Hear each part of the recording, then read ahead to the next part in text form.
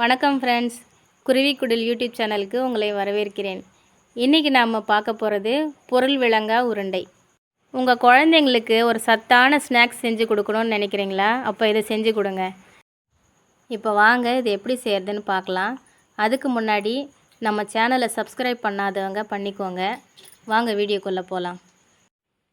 இப்போ ஒரு கடாயில் 1 கப் அளவு புழுங்கல் அரிசி எடுத்து வறுத்துக்கிறேன். கொஞ்சம் பொன்னிறமாக வரட்டும்.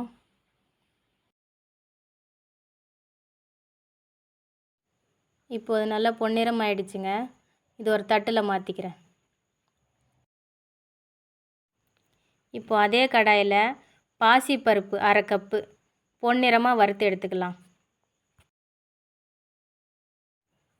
இப்போ நல்லா வறுத்தாச்சுங்க, ஒரு தட்டில் மாற்றிக்கலாம். இப்போ இது ஆறட்டும். ஒரு மிக்சியில் போட்டு பொடிச்சு எடுத்துக்கலாம். இப்போ அரைச்சி எடுத்துக்கிட்டாச்சுங்க. இப்போது 1/4 கப்பு அளவுக்கு பொட்டுக்கடலையை லைட்டாக வறுத்து எடுத்துக்கலாம். இந்த அளவு வறுத்துக்கிட்டால் போதும். இது ஒரு தட்டுக்கு மாற்றிக்கலாம்.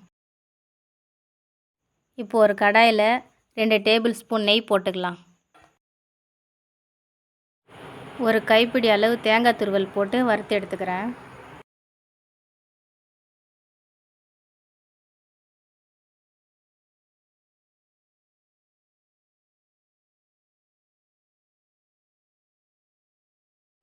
பொன்னிறம் ஆயிடுச்சு, இதை எடுத்துடலாம். ஒரு கிண்ணத்தில் 1 கப்பு வெல்லம் போட்டு கரைச்சி எடுத்துக்கிறேன். 1/4 கிளாஸ் தண்ணி விட்டுக்கோங்க.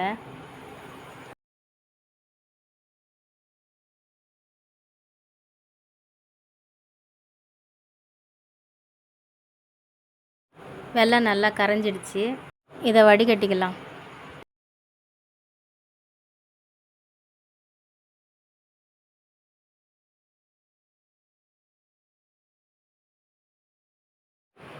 அடுப்பை ஆன் பண்ணி பாகு வர வரைக்கும் காய்ச்சிக்கலாம்.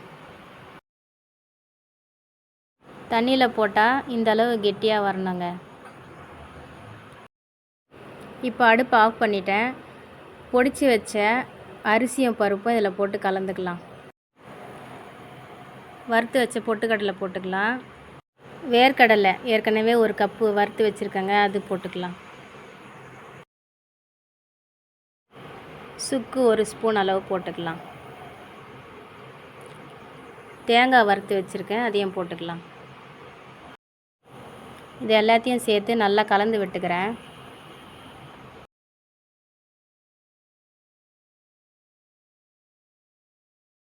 இப்போ நல்லா கலந்து வந்துருச்சு. இப்போ சூடாக இருக்கும்போதே நல்லா உருண்டை பிடிச்சிடுங்க. ஆறி போனால் கெட்டியாயிடும். ஆறிடுச்சுன்னா உருண்டை பிடிக்க முடியாது. உருண்டை பிடிச்சதும் இப்படி அரிசி மாவில் பிரட்டி எடுத்துக்கோங்க.